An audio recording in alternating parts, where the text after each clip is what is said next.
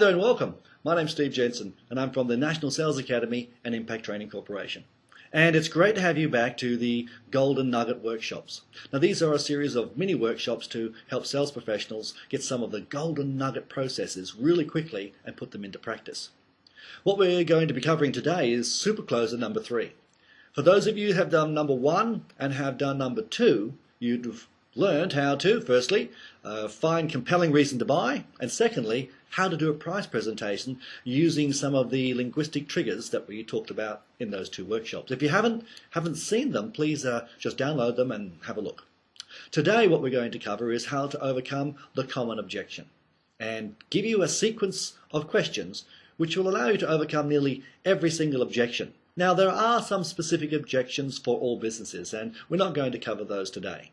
So let's go forward and let's give you a checklist firstly on making sure you're part of the 5% club and not part of the 95%ers. The 95%ers are the people that are always gonna and shoulda and never do. Hopefully you're part of the 5%, so you've put some of these things into practice already.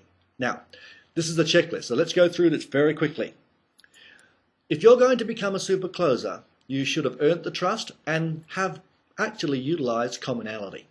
This allows you to create massive amounts of rapport and then gives you permission to go through the phases of the sales cycle.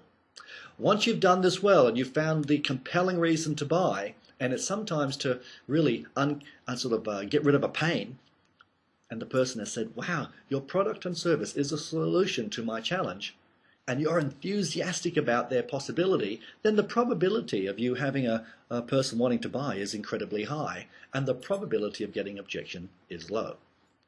However, this is a real world, and what we do need to know is how to overcome an objection. And there is a simple process. It's called the IF strategy, and I'd like to show it to you now. The IF strategy is a simple way of taking an objection. You're going to isolate it. Firstly, let's make sure we really remember something. Sometimes a question is mistaken for an objection. Just make sure it is an objection. Let's take the objection. Let's pretend that the objection isn't there, so we hypothetically eliminate it. And then see if it wasn't for the objection, is there any other reason why they wouldn't want to proceed? So we isolate, hypothetically eliminate, and see if they would proceed. Now this is the IF strategy, so listen up. This is how it goes. The person throws out an objection. You'll say, I can understand that. Some people do have an objection. But if it wasn't for objection, is there any other reason why we wouldn't want to get started virtually straight away? In other words, we've isolated it, pretend it's not there, see if they would proceed. I'll say it one more time. I can understand that you might have a time objection, whatever it may be. Well, let's just take it to one side. If it wasn't for objection, is there any other reason why you couldn't get started virtually straight away? Now, if they say no, what you've then got to do is to get creative about your objection. So let's get creative about time or the money. So I'd love you to practice that. Isolate, hypothetically eliminate, see if they would proceed. This is called an elimination strategy. But let me make it real easy for you. If you are good at reducing objections throughout qualification, you'll more than likely not have them at the end. It's usually a cleaning up process if we have to overcome the objection. If we reduce the objection throughout qualification, which means during the qualification process you've eliminated as many possible objections as possible, then the probability of getting them at the end is low. So, one of the biggest objections in the world, and I'm sure you've used it, is I want to think about it. Now, I want to think about it is really not an objection. It is a mask for another objection. So this is how to overcome this objection. Pretty simple. We just say, look, let's get you started. And they say, look, I really need to think about it, Steve. What you need to do here is empathize. Look, I can understand that. That's an empathy phrase. I can understand that. Look, some people do need to think about it. Now, obviously, you would add some words to this, but I'm just giving you an abbreviated version here. The person says, I want to think about it. You'll say, look, I can understand that. Some people, do have to think about it. It's probably a good idea.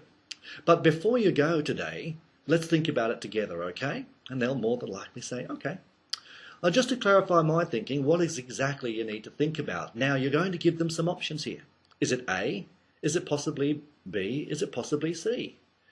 Or maybe something I forgot to cover. Let them answer. They'll say, no, everything was perfect. You say, so given that you could see yourself using product or service and everything's to your liking, would it be safe to say it's possibly the money? If they say, well, it is the money, or another objection, you'll use the if strategy. So if it wasn't for the money or the time, is there any other reason why we couldn't get you started virtually straight away? In other words, we've just utilized the if strategy. And if they say, pretty much, you'll say, okay, well, let's get creative about whatever the objection is. You now need to overcome the objection and ask for the sale again, and that's called bridging. So we've just used the if strategy again. We've isolated the objection, we've pretended it wasn't there, and see if they would proceed. Isolate, pretend it's not there, and see if they would proceed. Pretty simple. These are strategies that you need to practice and put into place. And let me make it real clear for you.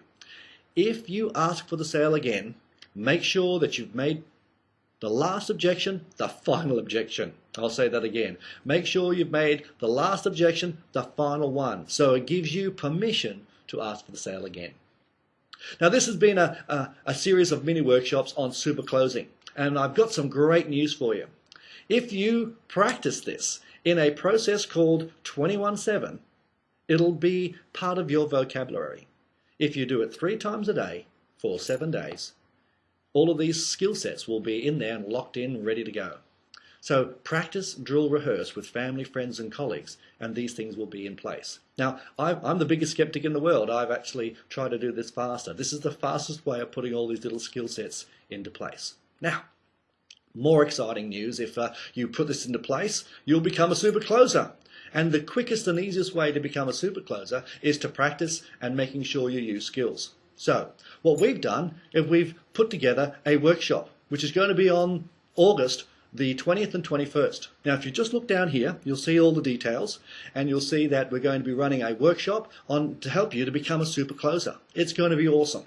So hopefully you'll come along, become a super closer. Maybe you've already practiced some of these skill sets, and we can help you really kick some goals over the next, say, 12, 24 months. It's been great working with you with the Super Closer workshops, and I hope to see you possibly on the 20th and the 21st of August. Take care, and I'll see you at the top. Bye for now.